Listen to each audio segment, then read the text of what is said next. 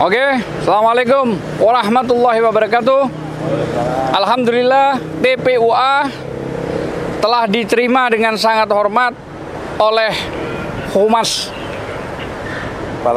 Kepala Biro Hukum di Mahkamah Konstitusi. Tadi sudah panjang lebar dijelaskan bahwa tujuan kami, biarlah Prof. Egy sebagai ketua menjelaskan. Silakan, Prof. Dia hal dulu, koordinator. Assalamualaikum warahmatullahi wabarakatuh. Tadi kebetulan kami sampaikan surat yang isinya minta agar MK mengulang kembali gugatan perkara nomor 90 yang menyidangkan terkait saat ini, yaitu dapatnya Gibran menjadi cawapres. Gugatannya, materinya adalah usia di bawah 40 bisa menjadi capres atau cawapres. Nah, itu berhasil. Nah, permasalahannya ada keterkaitan hukum yang melarang Anwar Usman untuk menyidangkan perkara tersebut, yaitu pasal 456 junto 7 di Undang-Undang, di pasal 17 Undang-Undang nomor 48 tahun 2009. Dan ada di situ tuh poinnya, yaitu pasal 7 yang menyatakan bahwa apabila pasal 17 ayat 7 menyatakan bahwa apabila ada hubungan seperti itu plus ditambah dengan putusan Jimli Asidik, artinya bertambah mutlak bahwa pasal tersebut harus digunakan, yaitu perkara harus diulang kembali dengan majelis yang berbeda. Itu poinnya. Namun sayangnya mereka, Ketua MK dan Ketua MK Jimli Asidik, sedang ada rapat rutin yang hari ini belum bisa menerima kita. Tapi Kepala Bidang Humas Ibu Mutia menyatakan akan disampaikan dan diterima kami dalam minggu ini. Demikian seringkasnya. Selanjutnya kepada Arvid. Ya, tentunya kami di sini meminta bertemu dengan Ketua Mahkamah Konstitusi dan Ketua MK adalah untuk menegakkan hukum, ya, di mana adanya pembatasan wacana hukum dan kiranya itu masalah ini dibatasi sekedar ada masalah etik, tapi lebih dari itu bahwa ada undang-undang kekuasaan kehakiman yang harus dijalankan. Ya, inilah yang ingin kita sampaikan. Inilah yang ingin kita rasakan manfaatnya dari keberlakuan hukum positif, yaitu undang-undang kekuasaan kehakiman, khususnya pasal 17 ayat 5 dan 6, 4, 5, 6, 7 juga di situ harus diberlakukan. Karena untuk apa ada sidang etik, untuk apa ada putusan etik yang terbukti adanya benturan kepentingan, tapi pasal 17 Undang-Undang Kuasa Pokok Kehakiman tidak digunakan. Padahal di situ esensi ending akhirnya, atau kiranya itu manfaat hukumnya di situ. Percuma ada hukum kalau tidak menghasilkan suatu kemanfaatan. Disinilah yang mau kita sampaikan, inilah yang mau kita ajukan kepada Ketua MK, protes kita, ya, yang kita sayangkan hanya sebatas pada etik saja, bahwa ini harus berlaku dan ini diberlakukan dan masih berlaku dan tunduk semua hakim-hakim, utamanya MK, dan juga MK juga tunduk semua hakim MK juga terhadap undang-undang kekuasaan kehakiman. Karena dengan ada putusan kode etik terhadap Bapak Anwar Usman, di mana halaman 381.6 kesimpulannya itu ada benturan kepentingan terkait perkara 90 2023 yang diperiksanya itu, dan dia tidak mengundurkan diri, sudah diputus. Nah, disitulah yang kiranya hukum ini harus memberikan manfaat, memberikan satu kemanfaatan bagi masyarakat, bukan hanya sekedar etik selesai sudah.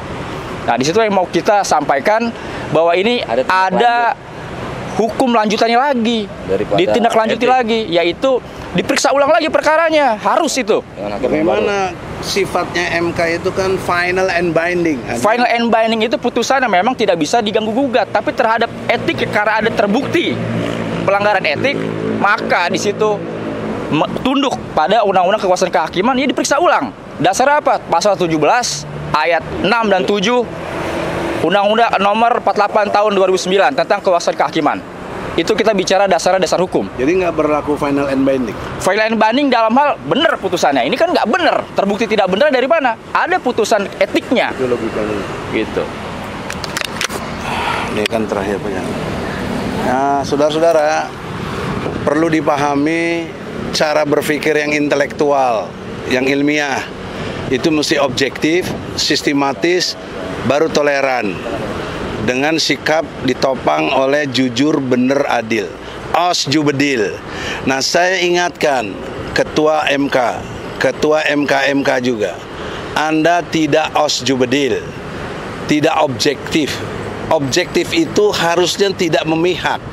Lawannya subjektif.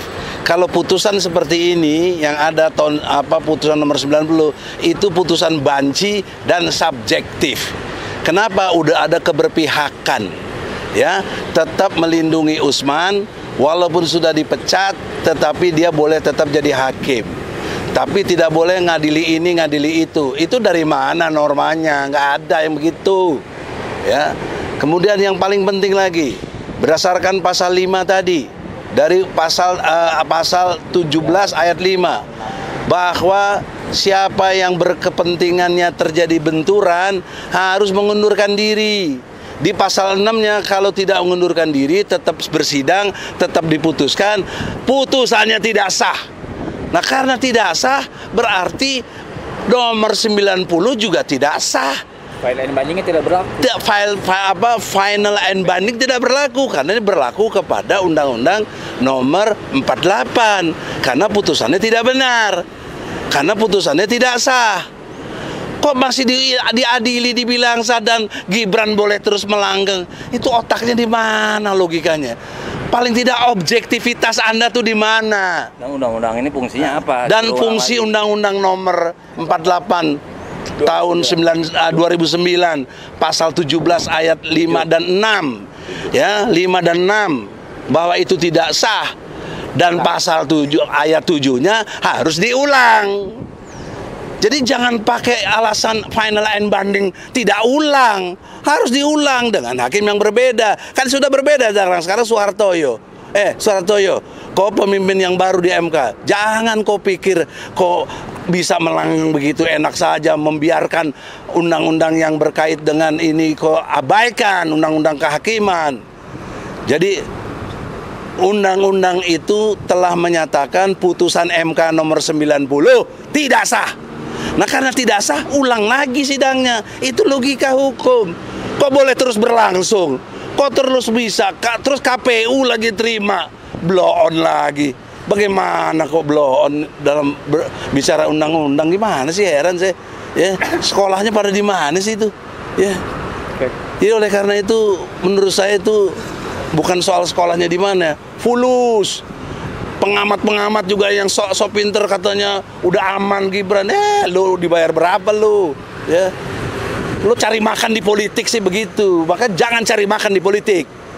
Ya. Cari makan jadi advokat, jadi guru, jadi dosen, jadi apa itu saat berdagang. Itu cari makan. Kalau politik ini wujud dari memperjuangkan cita-cita, pakai kekuatan politik. Idealisme jadinya gitu loh. Jadi jadi anggota DPR jangan ngarepin gaji dan fasilitasnya, tapi ide-ide besar masyarakat apa yang bisa dibawa. Jadi presiden juga gitu, jangan nggak proyek, bahkan menciptakan proyek dan lain sebagainya. Itu cari makan di politik, tidak boleh. Nah, makanya ada undang-undang tentang KKN, undang-undang nomor 28, ya khususnya buat hakim, pasal 22 tahun 99. Itu tentang korupsi, nepotisme, dan penyelenggara yang bebas dari KKN.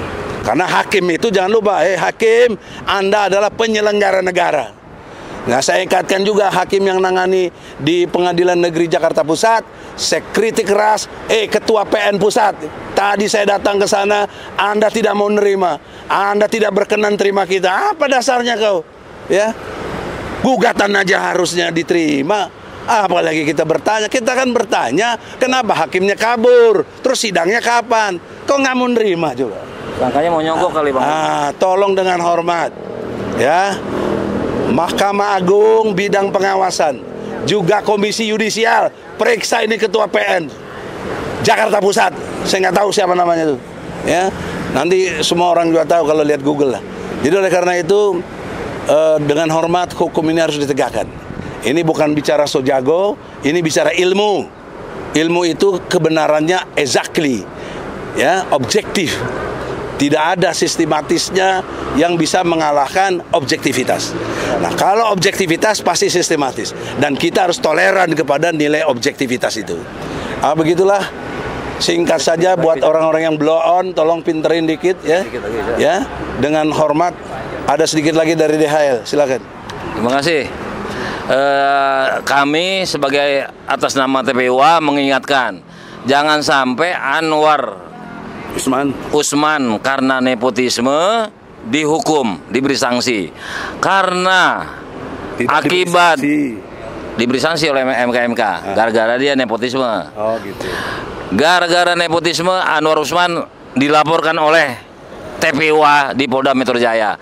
Maksud kami adalah yang baru juga jangan menggantikan orang yang nepotisme lalu berbuat mengulang kembali nepotisme tersebut. Karena hakim harus tunduk selain kepada undang-undang kehakiman juga harus tunduk kepada good governance. Justru yang paling utama hakim karena pintu gerbang keadilan. Demikian cukup Bang Egy. Ya, silakan terakhir. Jadi perlu saya ingatkan ya bahwa bicara putusan 90 ya. Ingat pada saat Almas mengajukan itu sudah ditolak. Dan tahu-tahu masuk tanpa ditandatangani penasihat hukum dan Almas. Ini batal demi hukum. Dan ini fakta yang nggak terbantahkan. Kenapa dilanjutkan? Siapa yang menandatangani itu? Harusnya Anwar Usman mengerti itu. Nah, terkait juga Undang-Undang 48, tadi yang sudah dijelaskan oleh semua di sini, termasuk Prof. Egy, Bang DHL, dan Mas Arfid, bahwa undang-undang itu yang ada pasal 17-nya, pasal 5 dan 6 harus diulang. Karena itu undang-undang, dan itu undang-undang pokok kehakiman. Saya kira mungkin itu yang bisa kita sampaikan dan terima kasih atas semua rekan-rekan yang hadir di sini. Pertanyaannya, bila mereka tidak tunduk kepada Undang-Undang 48 tahun 2009, pasal 17 ayat 7 tidak mau diulang, bagaimana? Apa langkah hukumnya? Ya, itu menjelaskan. Tanya ke saya balik lagi. DHL dulu koordinatornya. Apabila tidak dilaksanakan, tadi udah kami sampaikan juga dalam kemungkinan besar kami akan mengajukan gugatan kepada yang berwenang hari ini pada peristiwa ini, peristiwa yang terkait dengan Gibran. Kemungkinan besar kami akan melakukan gugatan, bahkan apabila ditemukan ada nepotisme atau terlebih dalam ruang lingkup KKN, karena ini musimnya pemilu, kita tahulah kalau dibatalkan ini artinya mengandung intrik-intrik benturan politik. Tentunya politik nggak jauh dari kekuasaan dan kadang-kadang menyentuh ekonomi, keuangan. Kami akan laporkan, kami tidak akan nyerah, kami akan laporkan sesuai hukum yang berlaku pada lembaga-lembaga hukum yang berwenang. Demikian. Arfid ada? Kami bergerak demi tegaknya hukum di Indonesia karena Indonesia negara hukum. Kalau memang hukum tidak ditegakkan, tentunya runtuhlah konstitusi negara kita, runtuhlah dasar hukum negara kita. Nah, oleh karenanya kita bergerak dan kita mengupayakan berdasarkan sesuai dengan ketentuan hukum yang berlaku. Dan tentunya pejabat yang berwenang, baik itu dari legislatif, eksekutif, maupun yudikatif, penegak hukum, juga harus sama-sama sadar bahwa negara kita negara hukum. Ayo, kalau misalnya itu tidak bergerak, ya pantas nggak kita dibilang sebagai negara hukum. Ya itu. Kalau itu pendekatan hukum, lama DHL paling tidak 5 bulan. Udah jadi presiden deh. Nanti dikoprek-koprek lagi. Setelah itu. Tapi itu bolehlah gagasan, nggak boleh dinafikan. Gagasan saya singkat dan bernuansa politik atau politis, yaitu saya himbau PDIP, Ibu Mega, dengan hormat Ibu Mega. Ya, Anda punya 128 kursi kalau tidak salah di DPR RI. Hakim konstitusi ini 3 orang dari DPR. Tentu tidak mungkin Anda tidak ikut mengusulkan. Tegurlah hakim yang dari DPR ini, ya untuk mempersoalkan supaya diulang sidang ini. Itu paling praktis Ibu Mega. Nggak keluar biaya banyak-banyak, tinggal telepon, Hakim, kau dari DPR ini kita yang usulkan, ya. Ini perintah undang-undang nih, undang-undang pokok kehakiman. Pasal 17 ayat 7 harus diulang. Nah, kalau Megawati nggak berani, ya sudah. Bagaimana lagi? Dia paling berkuasa sekarang. Ya, saya terpaksa dengan segala kekurangannya. Ingat ya, dengan segala kekurangannya. People power insya Allah akan bergerak. Insya Allah. La haula wa la quwata illa billah. Assalamualaikum warahmatullahi wabarakatuh. Jadi perlu diingatkan ya, tadi kira-kira ada 5.000 yang mau ikut ke sini ke MK, tapi kami halangi. Tak perlu, cukup 4 orang aja. Terima kasih. Assalamualaikum warahmatullahi wabarakatuh.